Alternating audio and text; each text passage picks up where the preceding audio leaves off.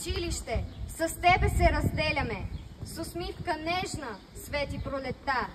Дойдохме преди време, неуверени, но вече сме пораснали деца.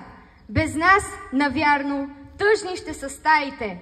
Растяхме сред уроци и игри, лудеехме, споделяхме си тайните и станахме приятели добри. Сега сме тук, облечени тържествено, с мечти, цветя, с радост и тъга. Пред нас блещука лятото, божествено, и ние ще блестим, като слънца.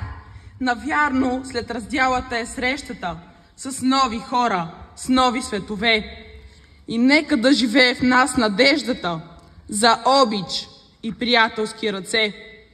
Учители, с добро благословете ни, училище, бъди ни ти звезда. Сълзиците в очите ни засветили, дано да се превърнат в цветя, дано да бъде светло пред очите ни и нека по вода да ни върви. Довиждане, училище, учители, довиждане, приятели добри. Събрали сме се тук днес, за да отпразнуваме невероятното пътуване, което заедно предприехме като клас. Имахме възходи и падения, победи и загуби, но през всичко това време ние останахме заедно и единни. И сега, когато напускаме свещените ни класни стаи, ние носим със себе си безценни уроци, приятелство, състрадание, решителност.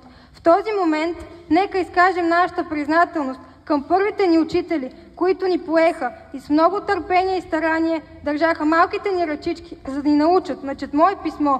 Вики, Криси и Катрин ще изразят нашето обращение към първите ни учители.